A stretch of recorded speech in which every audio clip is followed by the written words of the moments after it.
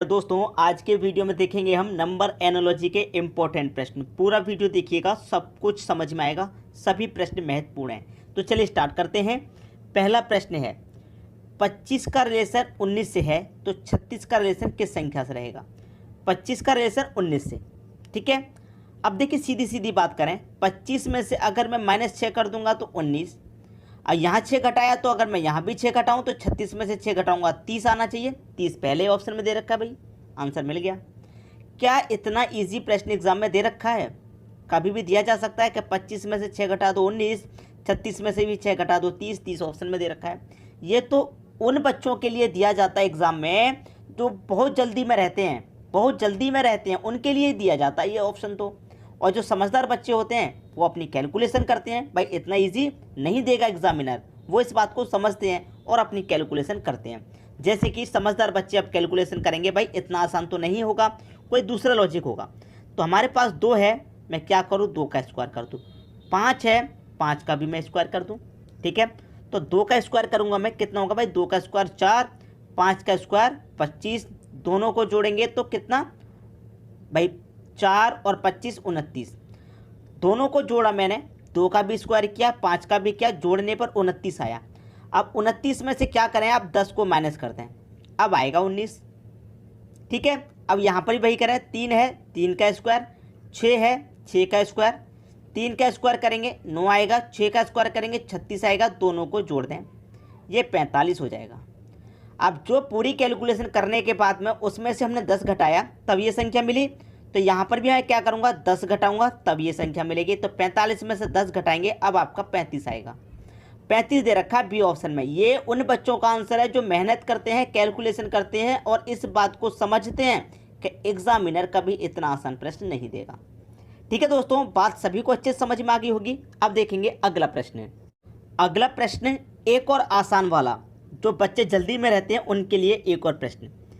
भाई 13 से 16 बन रहा है, तो 13 से 16 कैसे बनाएंगे आप? अगर आप 13 में सीधा सीधा 3 जोड़ दें 16, और 14 में भी अगर आप सीधा सीधा 3 जोड़ दें तो 14 में 3 जोड़ दें 17, 17 पहले ही ऑप्शन में दे रखा। भाई जल्दी में बच्चा है, कर दिया आंसर, बहुत ईजी प्रश्न था, खुश हो गया बच्चा। लेकिन इतना आसान तो प्रश्न देगा नहीं, याद रखना इस बात को, ठीक है। अब देखिए कोई दूसरा लॉजिक होगा जरूर इसमें। कौन कौन संख्या आपके पास 1 है और 3 है, मैं क्या करूं दोनों को जोड़ दूं, 1 और 3 दोनों को जोड़ दूंगा 4, और 4 का स्क्वायर कितना 16, और 16 ही दे रखा है। समझ में आई बात? ऐसे यहाँ पर 1 और 4 है, 1 और 4 है ना, दोनों को जोड़ दूं 1 और 4 5, और 5 का स्क्वायर कितना 25, सी ऑप्शन होगा सही आंसर। भाई 1 और 3 दोनों को जोड़ेंगे 4, 4 का स्क्वायर 16, 1 और 4 दोनों को जोड़ेंगे 5, 5 का स्क्वायर 25, आंसर आ गया आपका, खत्म प्रश्न।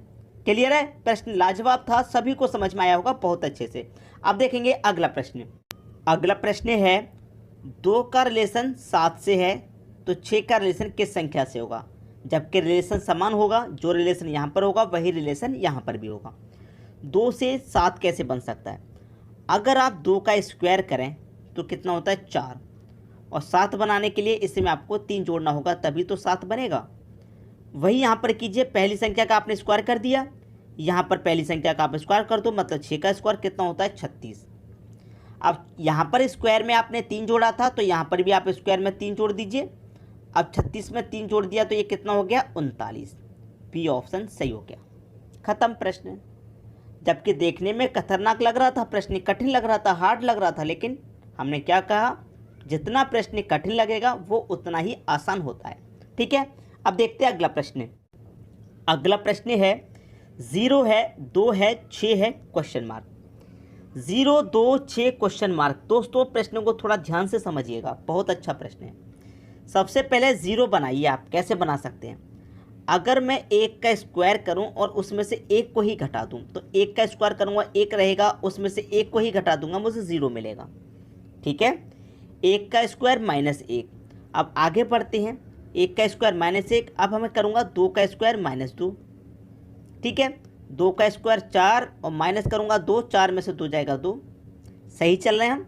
यहाँ पर 0 आ गया जबकि 0 दे रखा है, यहाँ 2 आ गया जबकि 2 दे रखा है, इसका मतलब सही चल रहे हैं। अब यहाँ पर आ जाइए, 1 का स्क्वायर 2 का स्क्वायर, अब कर दूँ मैं 3 का स्क्वायर, ठीक है, 1 का स्क्वायर -1, 2 का स्क्वायर -2, 3 का स्क्वायर -3 करेंगे। तो 3 का स्क्वायर 9 और 9 में से घटा दूँ 3, 9 में से 3 जाएगा 6 और 6 दे रखा है। 1 2 3 4, अब किसकी बारी? 4 की।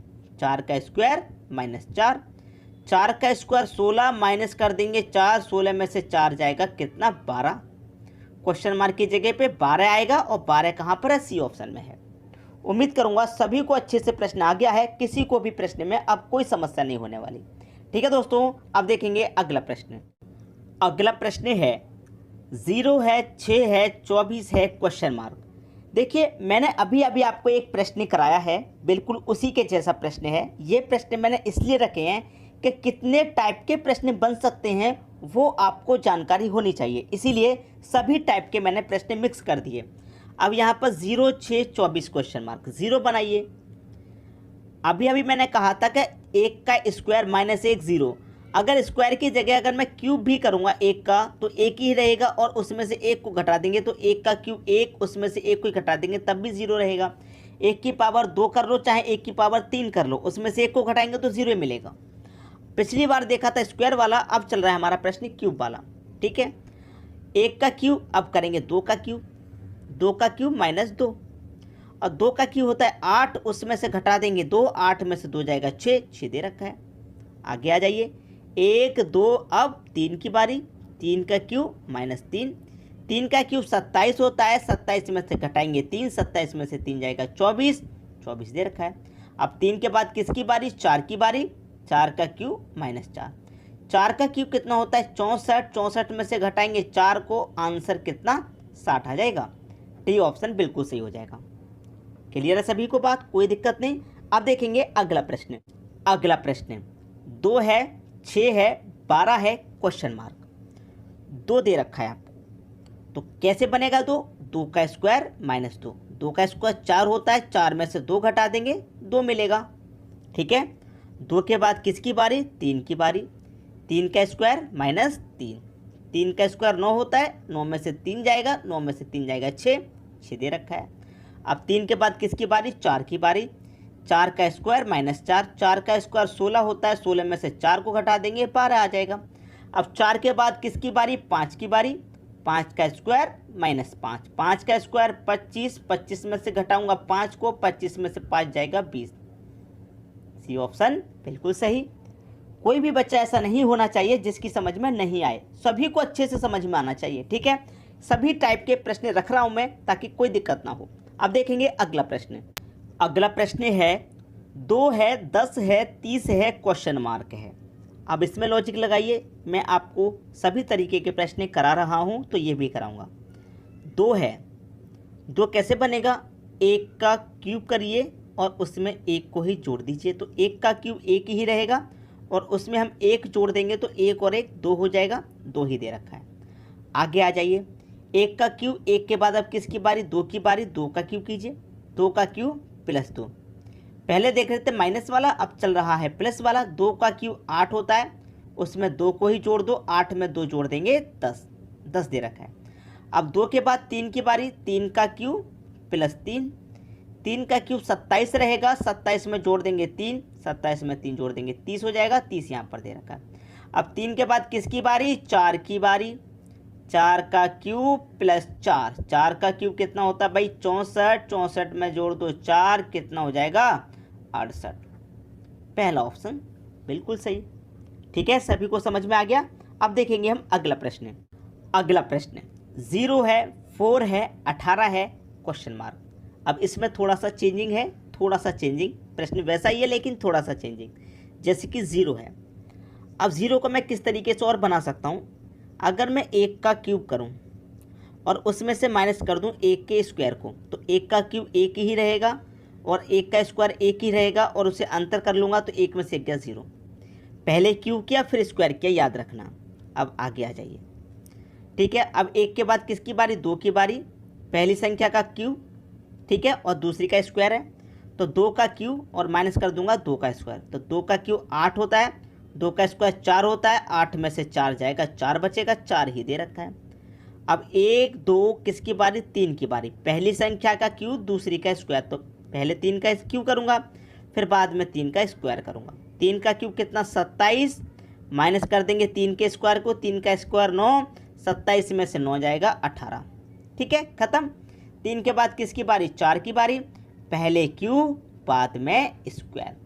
4 का क्यूब 64 हो जाएगा, माइनस कर देंगे 4 का स्क्वायर, 4 का स्क्वायर 16।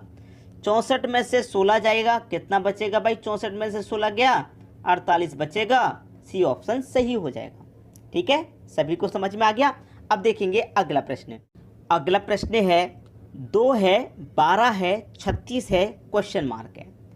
अभी जो मैं आपको लॉजिक सिखाता हुआ आ रहा हूँ उसी लॉजिक से ये प्रश्न बनेगा, इसीलिए ये प्रश्न मैं आपको होमवर्क के लिए दूंगा।